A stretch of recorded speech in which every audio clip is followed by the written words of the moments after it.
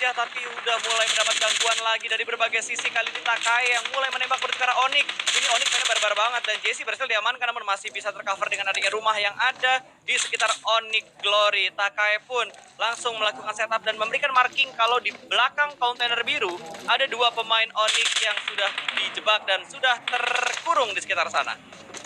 Sementara itu Lin Putih harus langsung aja tertunduk lesu karena satu player dari tim Takai yaitu Crash. Benar-benar crushing, ada Mute sendiri menyisakan 3 player saja untuk Onyx. Sementara itu Riel juga harus tertunduk lesu di sana dalam keadaan nomor 3 pun habis-habisan oleh tim Takai, bahkan diratakan kali ini. Onyx harus pulang karena lobby di posisi yang ke-15. Betul, langsung diamankan begitu saja. Onyx Glory ke arah lobby. Terlalu cepat setup push yang dilakukan oleh tim Takai kali ini membuat Onyx tidak bisa berkutik. Dan Takai pun nggak bisa lama-lama di sini karena Blue Zone keempat juga sudah mulai bergerak. Di mana West Bandit juga sudah mulai berperang bertemu dengan Supply Bank. Belum tertangkap oleh kamera kita dan kalau kita perhatikan di arah minimapnya di mana Takai sudah mengirimkan pakaian menuju ke dalam circle untuk mengamankan rotas dari tim Takai. Sementara HDR yang sudah melihat Venom dan dengan menggunakan M4 display begitu saja, tidak ada orang yang kelihatan, mobil pun jadi dan berhasil ternyata mendapatkan satu knockout karena tim X-Cube. Masih dicari keberadaan dari Venom setelah mana mereka menjadi sebuah kill, tapi tiba-tiba ada War Uno yang bakal datang. Naik bisa saja melakukan steal kill, tapi di bagian kanan ada Bigetron yang sudah mulai bergerak cukup dekat. Ini ada 3 tim dengan jarak yang tidak terlalu jauh untuk keempat di sekitar HDR. Yap, dan kayaknya huru-haranya bakalan pecah banget ya di sekitar mereka sendiri. Sementara itu Maximus, seperti yang tadi kata Pasta bilang, sekarang harus fokus ke berbagai arah juga. Sementara itu dia juga harus mengawasi rekan-rekannya yang lainnya. Kita berpindah angle-nya karena tim Bigetron Red Alien yang berada di higher ground. Antara mereka semua sudah melihat satu orangnya itu Ponbit di tap-tap. Sementara itu ternyata mendapatkan satu player dari Uno sendiri. Sementara itu lihat, oh my god, damage-nya, pelurunya tajam banget ke arah para player dari Bumi Sports. Betul, dan ada satu supply juga di sekitar Bigetron yang bakal membuat mereka lebih powerful lagi dengan adanya reset armor untuk vest juga helm yang level 3. Belum tahu tapi ada senjata apa di bagian dalam tersebut. Dan ternyata circle menuju ke arah 2 selokan yang ada di sekitar Gatka. Venom pun sudah dikonfirm jadi sebuah point kill, tapi ada steal kill yang dilakukan oleh Bigetron. Dan boom, masih berada di compound yang mereka tempatin dari tadi. 2 selokan juga sudah dijaga dengan 2 tim yang berbeda. Plus ada satu tim yang mengamati dari daerah sekitar Gatka juga. Ada FFK yang punya compound. Ini semua compound ya, sekitar selokan udah dijaga. Choke-pointnya udah mulai dijaga sama tim-tim lain. Iya, dengan begitu pastinya kalau misalnya mau meritek agak sulit, challenge-nya bakalan bertambah karena nggak cuma satu tim yang akan mereka hadapi. Sementara itu Zuxi mendapatkan satu player ke arah tim Supply Bank nampaknya ya di seberang sana. Itu cukup jauh sebenarnya ya, tapi cukup banget dengan Zuxi mendapatkan atau memegang M4 kali 4-nya, mendapatkan satu knock ke arah sana, tapi masih belum bisa untuk di end begitu saja karena posisinya juga masih harus mencari yang aman terlebih dahulu untuk Zuxi sendiri. Iya, bahkan rotasi Bigetron belum bisa dibilang enak karena mereka harus melewati supply bank kalau mereka ingin menuju ke arah jam 3. Terus kalau mereka langsung tusuk menuju ke arah selokan, ingat ada beberapa tim yang sudah mengontrol daerah selokan termasuk Oxiris yang berada di bagian ujung selokannya.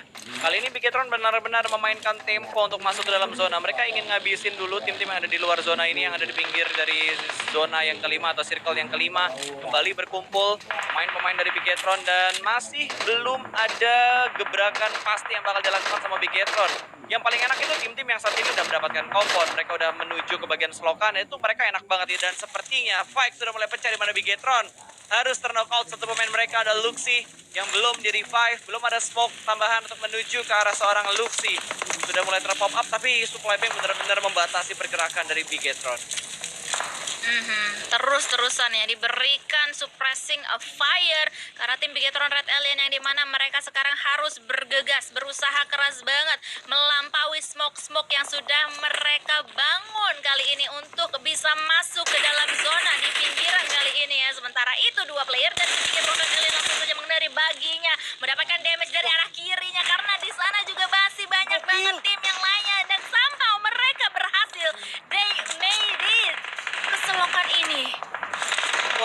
itu effort yang benar-benar besar dilakukan sama Bigetron, walaupun belum semua pemain mereka lolos, termasuk Luxi yang tadi terknock out tidak bisa diselamatkan kembali, harus dipulangkan ke arah lobby. Dan Bigetron menyisakan satu pemain mereka di bagian belakang untuk memberikan distraction shoot ke arah pemain supply bank. Sudah mulai diprediksi apakah Bigetron pemain-pemain yang lolos atau masih tinggalkan pemain di bagian belakang. Ini bisa saja menjadi surprise untuk supply bank, dan FFH pun pecah. Mereka bertemu dengan F5 di mana James dipulangkan ke arah lobby dan Zuxi masih tryhard masuk dan balapan sama Blue Zone yang kelima. Dia ada di Blue Zone yang keempat. Ini berbahaya tentunya untuk seorang Zuxi, dan sepertinya dari X-Cube pun mendapatkan tekanan karena ada granat yang dilempar oleh Hoki yang sudah mulai turun menuju ke arah selokan, masih bermain di bagian atas dan belum ada satupun damage yang masuk dari Molotovnya, tapi Hoki berpindah dengan timing yang begitu tepat dan berhasil mendapatkan satu pemain dari X-Cube. Lemparan granat demi granat juga sudah mulai dikeluarkan oleh seorang Liquid, dan Hoki kembali menuju ke arah Shake yang ada di pinggir dari selokan. Yap, sementara itu Liquid juga akan masih mau fokus ke arah belakang ya. Masih ada satu player dari X-Cube yang dari tadi dia cari-cari banget loh. Tungguin banget, satu bagian badannya itu kelihatan sedikit saja, langsung aja mungkin langsung diserbu, dihujani peluru dari tim Bigetron Red Alien sendiri, yang dimana sekali lagi menyisakan dua player saja. Sementara itu yang lainnya di satu jeramnya ada tim Takai, dan kita balik lagi ke tim Bigetron Red Alien yang sekarang justru harus menerima gempuran panas dari tim Supply Bank kali ini, dan mereka harus pulang di posisi yang ke-9 Bigetron Red Alien. Betul. Dua pemain dari Bigetron nggak berhasil survive di selokan, terus Zuxi yang ditinggal di belakang juga tidak berhasil survive karena balapan sama Blue Zone yang semakin pedas di damage per secondnya. Dan kali ini kita sedang memantau GPX, salah satu tim ladies yang tidak kalah baik performnya dari tim-tim cowok yang lainnya yang ada di babak final untuk Hero Esport 2.0. Walaupun satu pemain mereka sedang terknock, tapi beberapa pemain mereka sudah berhasil untuk merangkak masuk ke dalam zona. Smoke sudah mulai hilang, tapi masih ada banyak smoke yang terpop up dari arah selokan, dari arah ladang gandum. FFH sudah keluar dari kompon, mereka bahkan sudah mendapatkan tempat yang enak di bagian dalam dari zona, dan harusnya mereka punya porting mobil karena mereka tadi memarkirkan mobil mereka dengan sangat bagus dan tidak dihancurkan bannya oleh tim lain. Sementara itu kalau misalnya kita lihat dari sisi tim Takai pun, Crash juga akan langsung saja membawa baginya guna untuk menjadikan itu portingannya, karena lagi-lagi ladang gandum ini terbuka sekali. Sementara itu di belakang sana tim GPX menerima serbuan banget dari tim Takai. Oh my god, ledakan war yang terjadi di sini. Hanya menyisakan 6 tim saja yang bertahan, Pasta. Betul, bahkan langsung hilang tadi begitu Takai tabrak menuju ke arah GPX, tapi nice try tentunya untuk para tim ladies kita yang masih bertahan dan juga sudah berjuang untuk hari ini.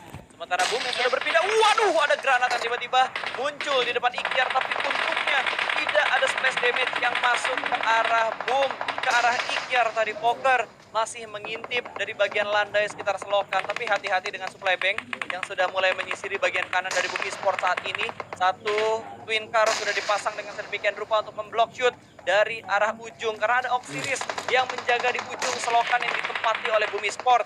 Dan kalau kita berpindah ke arah FFK, mereka nggak melakukan pergerakan yang terlalu banyak. Mereka benar-benar men-set up posisi mereka dengan sedemikian rupa supaya mereka bisa bertahan dan mendapatkan placement terbaik untuk game terakhir hari ini. Mereka harus benar-benar memperhitungkan implikasi yang terjadi nantinya seperti apa juga ya, dan juga akan kita lihat pergerakan selanjutnya yang dilakukan, yang dibangun oleh tim FFH sendiri di belakang sana. Sementara itu tim Boom Esports terus-terusan mendapatkan gempuran juga dari tim Supply Bank kali ini. Oh my god, satu player dari tim Boom Esports yaitu Fokker bisa dijatuhkan oleh seorang bots dari FFH di belakang sana. Betul, dan tinggal 6 tim dengan 17 pemain yang masih hidup. Poker butuh diselamatkan, tapi harusnya dengan posisi Boom di arah selokan ini, harusnya posisi mereka bakal aman banget. Kecuali tiba-tiba ada hujan red zone buatan dari pemain-pemain Supply Bank, entah mereka masih punya granat atau tidak. Karena satu tim yang paling mengganggu adalah Supply Bank, tapi somehow tembakan yang begitu bagus dilancarkan oleh pemain dari Oxiris, mendapatkan satu knockout lagi ke arah Boom Esport. Boom butuh bangkit kembali mereka kalau misalkan mereka ingin melanjutkan perang dengan bagus, karena di kanan mereka masih ada Supply Bank dan di ujung dari selokan mereka masih ada Oxiris yang bisa memberikan granat serta tembakan juga smoke ke arah Boom. Lebih darah lain akan bakal fokus ke arah FFH di mana King berhasil diamankan dan ada stage grass bahkan berhasil mendapatkan satu pemain dari pemain FFH Fox pun tumbang dan Supply Bank. Satu pemain mereka tumbang dan di arah lain boom. Ponbit berhasil diamankan. Ini three-way showdown di antara Selokan dan juga Ladang Gandum yang ada di circle ketujuh.